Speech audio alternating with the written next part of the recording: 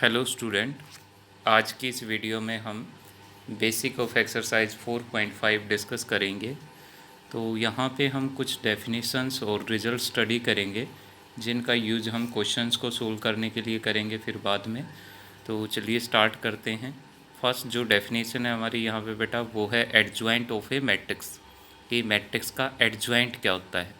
तो adjoint of a square matrix A equal to A I J N cross N. तो बेटा जो square matrix होगी हम उसी का एडजॉइंट फाइंड करेंगे। Is define as the transpose of the matrix capital A I J. तो तुम्हें याद होगा बेटा पिछली एक्सरसाइज में हमने डिस्कस किया था जो कैपिटल ए आई जे हैं वो क्या है, हमारे कोफैक्टर्स हैं of the element A I J. तो एडजॉइंट क्या है बेटा, जितने भी ये कोफैक्टर्स होंगे हर एक एलिमेंट का, तो कोफैक्टर की जो मैट्रिक्स बनेगी हमारी उसका जो ट्रांसपोज होगा उस मैट्रिक्स को हम क्या कहेंगे, adjoint of the matrix A.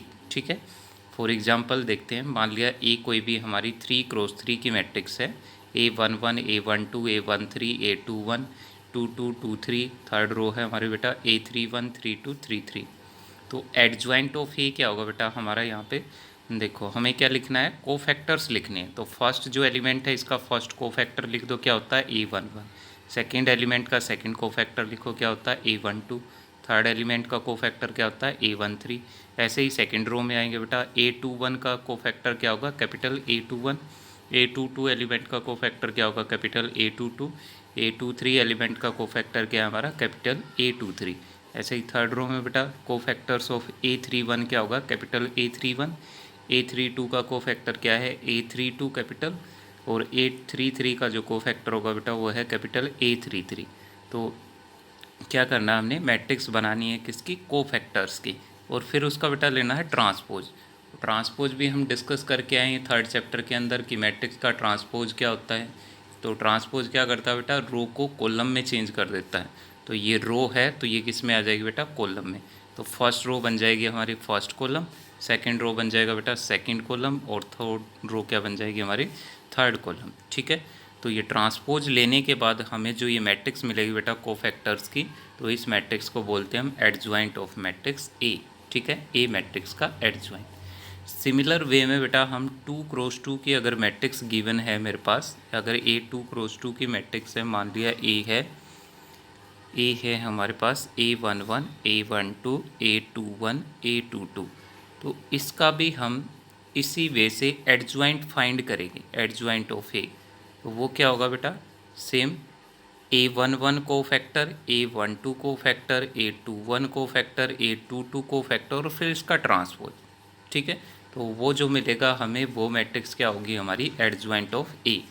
लेकिन यहाँ पे बेटा एक 2x2 मैट्रिक्स के लिए शॉर्टकट मेथड है टू फाइंड दी एडजॉइंट। तो सिर्फ ये मेथड हमारा जो शॉर्टकट है ये 2x2 के लिए अप्लीकेबल है। तो अगर मैट्रिक्स गिवन है तो डायरेक्ट उस मैट्रिक्स से हम उसके एडजॉइंट मैट्रिक्स बता सकते हैं क्या होगी। तो क्या है ये शॉर्टकट, देखते हैं। For a square matrix of order 2 given by A is equal to this, the adjoint of A can also be obtain by interchanging A11 and A22। कहता है कि इस मैट्रिक्स का हम एडजॉइंट फाइंड कर सकते हैं कैसे, डायरेक्ट A11 और A22 को इंटरचेंज कर दो आपस में, मतलब ये पोजीशन चेंज कर लेंगे बेटा, यहाँ आ जाएगा A22 और यहाँ क्या आ जाएगा हमारा A11। ठीक है, तो इंटरचेंजिंग A11 एंड A22, और उसके बाद क्या करना देखो, and by changing sign of A12 and A21। और जो ये नॉन डायगोनल एंट्री है बेटा A12 और A21, इनके जस्ट साइन चेंज कर दो। अगर ये पॉजिटिव हैं तो नेगेटिव कर दो इनका साइन, और नेगेटिव है तो पॉजिटिव कर देंगे। तो ऐसा करने से हमें जो मैट्रिक्स मिलेगी बेटा वो मैट्रिक्स होगी हमारी adjoint of this matrix A. ठीक है, तो यहाँ से हम डायरेक्ट इस शॉर्टकट का यूज़ करके एडजॉइंट ऑफ ए क्या लिखेंगे, देखो इन दोनों को इंटरचेंज किया तो यहाँ A22 आ गया, यहाँ A11 हो गया, और इन दोनों के साइन चेंज कर दो जस्ट, तो -A12 और यहाँ क्या हो जाएगा -A21। तो ये बेटा शॉर्टकट मेथड है हमारा to find the adjoint of a 2x2 matrix. ठीक है, उसके बाद नेक्स्ट हमारा बेटा रिजल्ट है एक। तो फर्स्ट रिजल्ट क्या है हमारा यहाँ पे, if A is any square matrix of order n. कहता है कि अगर ए कोई स्केयर मैट्रिक्स है जिसका ऑर्डर है N, then A into adjoint of A equal to होगा adjoint of A into A equal to होगा बेटा डिटरमेंट ऑफ ए इंटू में आई एन क्या है बेटा, यहाँ पे आइडेंटिटी मैट्रिक्स है कितने ऑर्डर की, ऑर्डर एन की। जितना ए का ऑर्डर होगा बेटा आइडेंटिटी का भी ऑर्डर उतना ही होगा यहाँ पे, ठीक है। तो ये रिजल्ट क्या कहता है देखते हैं। ए को अगर हम एडजॉइंट ए से मल्टीप्लाई करें तो हमने ऊपर सीखा है एडजॉइंट ए कैसे फाइंड करनी है, तो वो सेम आएगा बेटा एडजॉइंट ए इंटू में ए, ठीक है। तो ये उस फॉर्म का बेटा A into B is same as B into A. तो यहाँ एडजॉइंट ए जो है हमारा बी मैट्रिक्स का काम करेगा, तो A into B is equal to है बी इंटू ए। और किसके इक्वल आएगा बेटा, ये डिटरमेंट ऑफ ए इंटू में I n matrix, identity matrix. तो ये हमारा रिजल्ट है कि A into adjoint of A किसके इक्वल होगा, adjoint of A into A, और इक्वल टू होगा किसके, डिटरमेंट ऑफ ए इंटू में आइडेंटिटी मैट्रिक्स आई एन, ठीक है। तो ये हमारा रिजल्ट 1 है। सेकंड यहाँ पे हमारी एक डेफिनेशन है बेटा नेक्स्ट, वो है singular and non singular matrix. तो सिंगुलर और नॉन सिंगुलर मैट्रिक्स क्या होती हैं बेटा, वो मैट्रिक्स एक कोई स्केयर मैट्रिक्स जिसका डिटरमेंट 0 होगा तो उस मैट्रिक्स को हम कहेंगे बेटा सिंगुलर मैट्रिक्स, और जिसका डिटरमेंट नॉन जीरो होगा, जीरो के अलावा कोई और नंबर आता है मैट्रिक्स का डिटरमेंट, तो उस मैट्रिक्स को हम नॉन सिंगुलर मैट्रिक्स कहते हैं बेटा। तो a square matrix A is said to be singular if determinant of A equal to 0 and A is non singular if determinant of A is not equal to 0। तो determent पे depend करती है हमारी matrix singular होगी या non singular. तो अगर determent 0 है तो सिंगुलर है, अगर डिटरमेंट नॉन जीरो है तो मैट्रिक्स कैसी है, नॉन सिंगुलर है। तो उसके बाद नेक्स्ट रिजल्ट है हमारा बेटा रिजल्ट 2।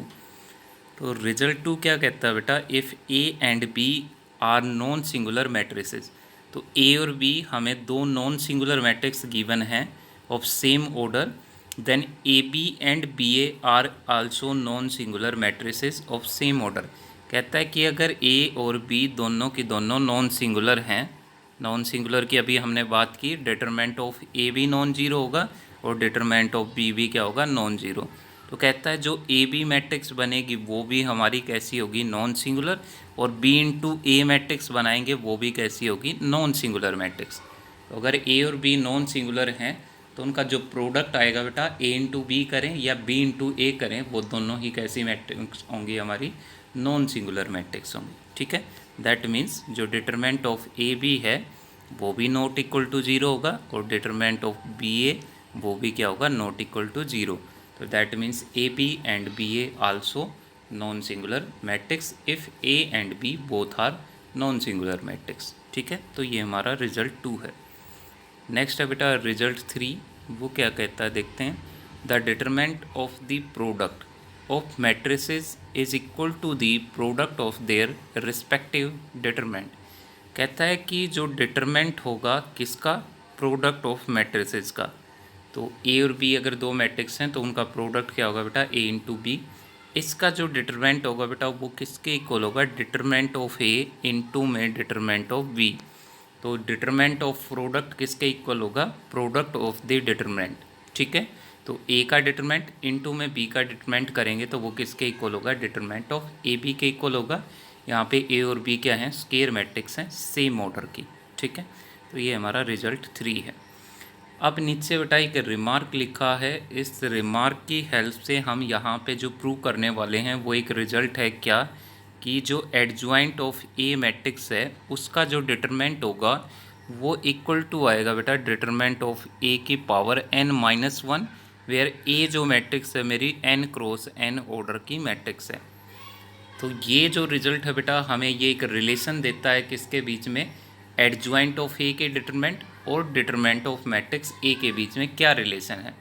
तो एडजॉइंट ए का जो डिटरमेंट होगा बेटा वो किसके इक्वल होगा, डिटरमेंट ऑफ ए और उसकी पावर में होगा n-1। n क्या है यहाँ पे, order of the matrix A. तो रिमार्क में हम ये रिजल्ट प्रूव करने वाले हैं यहाँ पे। तो देखते हैं कैसे करेंगे इसको। तो इस रिजल्ट को प्रूव करने के लिए हमने जो बेटा रिजल्ट 1 लिखा था वो उठाया है। तो रिजल्ट 1 हमने लिखा adjoint of A into A equal to है A into adjoint of A equal to होगा determinant of A into I N. तो उसी से हमने ये चीज़ ली है क्या, adjoint of A into A किसके इक्वल होगा, determinant of A into I N, where I N क्या है, आइडेंटिटी मैट्रिक्स है ऑर्डर एन क्रॉस एन। तो बेटा मैं इस रिजल्ट को पहले प्रूव करता हूँ फॉर एन इक्वल टू 3। तो take n equal to 3, n equal to 3 का मतलब क्या है, जो मेरी मैट्रिक्स होगी वो कितने ऑर्डर की होगी, 3x3 ऑर्डर की होगी, उसके लिए हम ये रिजल्ट प्रूव करेंगे। तो देन ये रिजल्ट क्या हो जाएगा हमारा, एन इक्वल टू 3 के लिए देखो adjoint of A into A equal to होगा determinant of A into I3 हो जाएगा ये। तो इक्वल टू देखो determinant of A as it is I3 की वैल्यू रख दो, I3 क्या है, हमारी मैट्रिक्स है 3x3 की आइडेंटिटी मैट्रिक्स 1 0 0 0 1 0 0 0 1। तो ये हमारी आइडेंटिटी मैट्रिक्स होती है बेटा ऑर्डर 3 की। उसके बाद देखो हमारा राइट साइड में जो ये डिटरमिनेंट ऑफ ए है बेटा मैट्रिक्स के बाहर, ये एक स्केलर है, ये क्या करेगा, एक स्केलर का काम करेगा, क्योंकि हमने पता है डिटरमिनेंट ऑफ ए एक नंबर है और मैट्रिक्स के बाहर कोई भी नंबर लिखा होता है वो क्या है, स्केलर मल्टीपल है उस मैट्रिक्स का। तो ये अंदर जाएगा बेटा, हर एक एंट्री के साथ में मल्टीप्लाई होगा, तो क्या बनेगा देखो, फर्स्ट यहाँ 1 की जगह क्या हो जाएगा डिटरमिनेंट ऑफ ए, ये 0 ही रहेंगे 0, यहाँ पे क्या हो जाएगा determinant of A 0 0 0 determinant of A. तो डायगोनल में 1 1 थे तो उसकी जगह पे क्या आ जाएगा मल्टीप्लाई होके डिटरमिनेंट ऑफ ए, और बाकी एंट्री क्या होंगी बेटा 0, where determinant of A is non zero, non singular matrix है हमारी ए। उसके बाद देखो नेक्स्ट स्टेप में क्या किया हमने बेटा, टेकिंग डिटरमिनेंट बोथ साइड, दोनों तरफ डिटरमिनेंट अप्लाई कर दिया। लेफ्ट साइड में डिटरमिनेंट किसका हो जाएगा, adjoint of A into A, right side में इस मैट्रिक्स का डिटरमिनेंट, ठीक है। उसके बाद नेक्स्ट स्टेप में क्या किया बेटा, हमने प्रॉपर्टी यूज की डिटरमिनेंट के अंदर, क्या, taking common determinant of A from first row, second row and third row. तो R1 R2 R3 तीनों रो से हमने क्या किया, डिटरमिनेंट ऑफ ए को कॉमन लिया है। तो इससे आएगा एक बार इससे आएगा बेटा, 1 टाइम इससे आएगा, तो 3 टाइम हमारा बाहर आएगा डिटरमिनेंट ऑफ ए, तो क्या हो जाएगा डिटरमिनेंट ऑफ ए की पावर 3। तो अंदर डिटरमिनेंट क्या रहेगा बेटा, यहाँ कॉमन आने के बाद 1 0 0 0 1 0 0 0 1, ये बन जाएगा हमारा डिटरमिनेंट कॉमन आने के बाद। उसके बाद देखो नेक्स्ट स्टेप में ये left side as it is लिखिए यहाँ पे डिटरमिनेंट ऑफ ए क्यूब, और ये बेटा आइडेंटिटी मैट्रिक्स है हमारी, और आइडेंटिटी मैट्रिक्स का जो डिटरमिनेंट होता है बेटा हमेशा क्या होता है, वो 1 होता है हमारा। तो इसकी वैल्यू क्या हो जाएगी हमारी 1। तो determinant of A cube into 1, तो ये क्या बन जाएगा डिटरमिनेंट ऑफ ए क्यूब। अब लेफ्ट साइड में देखो बेटा, जो लेफ्ट साइड में है determinant of A B type का है, यहाँ पे ध्यान से देखोगे लेफ्ट साइड में एडजॉइंट ऑफ ए एक मैट्रिक्स है, इनटू में ए दूसरी मैट्रिक्स है। और अभी सीखा हमने ये प्रॉपर्टी में कि डिटरमिनेंट ऑफ ए बी किसके इक्वल है, determinant of A into determinant of B. तो इस पर ये रूल लगाते हैं, तो क्या लिखेंगे इसको अलग अलग करके, determinant of adjoint of A into determinant of A equal to हो जाएगा डिटरमिनेंट ऑफ ए क्यूब, ठीक है। तो यहाँ से डिटरमिनेंट ऑफ एडजॉइंट ऑफ ए की वैल्यू क्या होगी बेटा, डिटरमिनेंट ऑफ ए को इधर डिवाइड में ले आओ, ठीक है। तो ऊपर पावर 3 है, नीचे पावर ये 1 है, तो ये क्या बच जाएगा बेटा डिटरमिनेंट ऑफ ए का स्केयर। तो यहाँ से हमने वैल्यू फाइंड कर ली बेटा, determinant of adjoint of A किसके इक्वल है, डिटरमिनेंट ऑफ ए का स्केयर। कब, जब n को क्या लिया था हमने 3। तो इन जनरल हम क्या बोलेंगे बेटा कि जो डिटरमिनेंट होगा एडजॉइंट ए का वो किसके इक्वल होगा, डिटरमिनेंट ऑफ ए की पावर n-1। देखो यहाँ पे 2 आई है पावर, जब n की वैल्यू क्या ली थी हमने 3, तो एक कम पावर आती है हमारी। तो 3 के केस में 2 आई है, अगर n इक्वल टू 4 लेंगे तो यहाँ पे 3 आएगा हमारा। तो एज सोन n के केस में अगर n ऑर्डर की मैट्रिक्स है हमारी, तो determinant of adjoint of A किसके इक्वल हो जाएगा बेटा, डिटरमिनेंट ऑफ ए की पावर n-1, ठीक है। तो ये हमारा रिजल्ट है, ये भी इम्पोर्टेंट है, इसको याद रखना। इसके बेस पे डायरेक्ट क्वेश्चन पूछ सकता है वो, कि अगर A3x3 की मैट्रिक्स है मान लिया, और साथ में बोल दे कि इस मैट्रिक्स का जो डिटरमिनेंट है वो सम नंबर मान लिया से 3 है, तो पूछे कि find the determinant of adjoint of A. तो एडजॉइंट ऑफ ए का डिटरमिनेंट बताओ क्या होगा, तो हम इस रिजल्ट का यूज़ करेंगे बेटा इस वैल्यू को फाइंड करने के लिए। तो क्या होगा देखो, डिटरमिनेंट ऑफ ए की पावर n-1, n कितना हमारा 3, 3 - 1 करेंगे तो स्केयर होगा, तो डिटरमिनेंट ऑफ ए क्या दे रखा है 3, 3 का स्केयर क्या होता है बेटा 9। तो एडजॉइंट ऑफ ए का डिटरमिनेंट क्या आ जाएगा 9। तो इस तरह के क्वेश्चंस को सोल्व करने के लिए हम इस रिजल्ट का यूज़ करेंगे, ठीक है। उसके बाद चलते हैं बेटा, हमारा जो लास्ट रिजल्ट है इस एक्सरसाइज के लिए 4.4, तो वो रिजल्ट 4 क्या कहता है।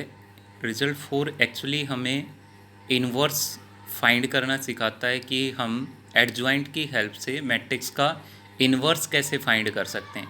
इन्वर्स फाइंड करना हमने एक्सरसाइज थर्ड चैप्टर की एक्सरसाइज में सीखा है कि how to find inverse of a matrix. तो वहाँ हमने जो रूल अप्लाई किया बेटा इन्वर्स फाइंड करने के लिए, वो क्या था, ए को लिखा आई टाइम ए, और फिर क्या किया, ऑपरेशंस लगाए। यहाँ हमने बनाई identity matrix row operation use करके, फिर यहाँ बनाई हमें सब मैट्रिक्स बी आई हमें। तो यहाँ जो ये बी मैट्रिक्स है हमारी, ये क्या होती है, इन्वर्स ऑफ मैट्रिक्स ए।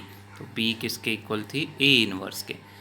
अब यही बी मैट्रिक्स जो ए इन्वर्स के इक्वल है, वही फाइंड करने के लिए हम यूज करेंगे किसका, एडजॉइंट ऑफ मैट्रिक्स ए का। तो देखते हैं क्या है रिजल्ट 4 हमारा। A square matrix A is invertible if A is non singular. सबसे पहले तो कहता है कि इस स्केयर मैट्रिक्स ए का इन्वर्स एग्जिस्ट करेगा। इन्वर्टेबल का मतलब है इन्वर्स एग्जिस्ट करेगा कब, जब एक ऐसी मैट्रिक्स होगी नॉन सिंगुलर मैट्रिक्स होनी चाहिए। ठीक है, तो उस केस में हमारे पास इसका इन्वर्स एग्जिस्ट करेगा, और इन्वर्स जो होगा हमारा that is given by this formula, A inverse is equal to है 1 by determinant of A into में एडजॉइंट ऑफ ए। तो एडजॉइंट ऑफ ए मैट्रिक्स निकालेंगे, उसको बाहर हम मल्टीप्लाई करेंगे किससे बेटा, 1 अपॉन में डिटरमिनेंट ऑफ ए से। तो ये जो वैल्यू मिलेगी हमें, ये किसकी होगी, ए इन्वर्स की वैल्यू होगी बेटा यहाँ पे। ठीक है, तो इसका भी यूज करेंगे हम क्वेश्चंस के अंदर to find the inverse of a matrix with the help of adjoint of matrix. तो ए इन्वर्स क्या होगा, 1 by determinant of A into adjoint of A. और यहाँ से तुम्हें देख के पता चल गया होगा कि उसने ये क्यों बोला कि मैट्रिक्स हमारी कैसी होनी चाहिए, नॉन सिंगुलर। क्योंकि अगर डिटरमिनेंट ऑफ ए की वैल्यू 0 हो जाएगी तो 1 अपॉन 0 ये अनडिफाइन हो जाएगा।